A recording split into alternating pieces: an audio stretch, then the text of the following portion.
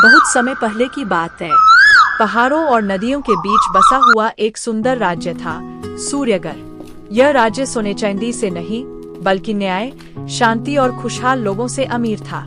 इस राज्य का राजा था राजा आदित्यवर्मन। राजा आदित्यवर्मन ऊंची आवाज या भारी हथियारों से नहीं, बल्कि अपनी बुद्धि और धैर्य से राज करता था। लोग कहते थे, हमारे राजा की तलवार म्यान में रहती है, लेकिन दिमाग हमेशा जागता रहता है। राजा रोज सुबह मंदिर में ध्यान करता और फिर दरबार में बैठता, जहाँ कोई भी व्यक्ति बिना डर के अपनी बात रख सकता था। पहली घटना, चोरी का रहस्य। एक दिन दरबार में एक धनी व्यापारी आया। वह बहुत परेशान था। व्यापारी बोला, पहरा भी होता है, फिर भी चोरी हो रही है। महाराज, मेरी तिजोरी से हर रात सोने की मुद्राएं गायब हो जाती है। दरवाजा बंद रहता है, फिर चोरी हो जाती है। राजा ने शांति से पूछा, तुम्हें किस पर शक है?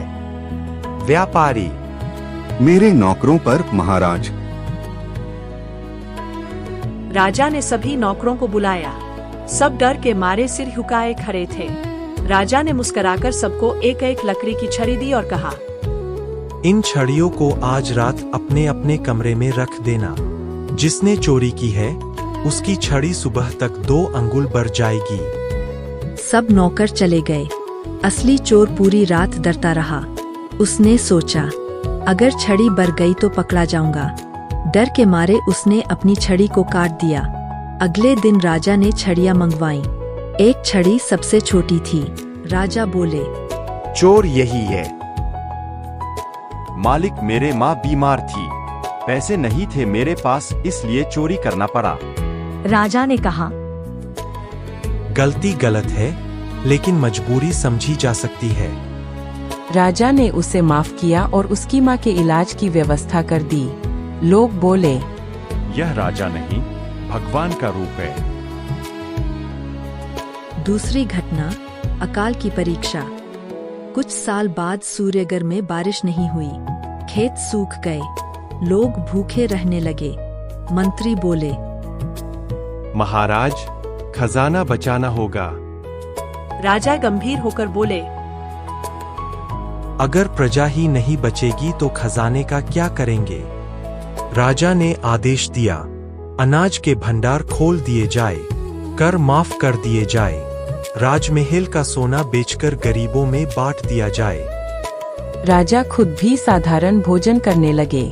एक दिन मंत्री ने देखा कि राजा सिर्फ सूखी रोटी खा रहे हैं। मंत्री बोले, महाराज, आप भी थोड़ा अच्छा भोजन कर लें। मंत्री जी, जब मेरी प्रजा भूखी है तो मेरा पेट कैसे भर सकता है? कुछ समय बाद बारिश हुई। खेत हरे हो गए। चारों तरफ हरियाली ही हरियाली हो गई।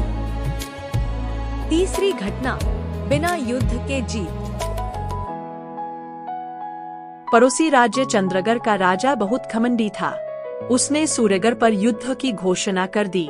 सेनापति बोले, महाराज, सेना तैयार है, आप बोले तो जल्द ही युद्ध शुरू कर देते हैं। युद्ध तो अंतिम रास्ता होता है। मंत्री जी, तनिक रुकिए। राजा कुछ सोचे और दुश्मन राजा के घर अकेले ही चंद्रगर पहुँचे। चंद्रगर के राजा ने हंसते हुए कहा, तुम तो अकेले आए हो, डर गए मेरे विशाल सेना देखकर। तुम तो बड़े डरपोक राजा, मैं तो बहुत नाम सुना था, पर तुम तो डरपोक हो। हा हा हा हा हा। आदित्यवर्मन शांत स्वर में बोले, डर नहीं, समझदारी लाया हूँ। मित्र, शांति मन से एक बार सोचो, युद्ध में चाहे कोई भी जीते, मरेंगे तो निर्दोष लोग ही।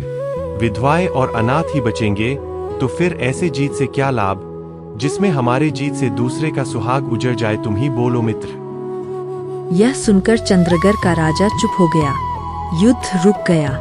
दोनों राज्य मित्र बन गए। अंतिम घटना, सच्चा उत्तराधिकारी। राजा आदित्यवर्मन बूढ़े हो गए थे। उनकी कोई संतान नहीं थी।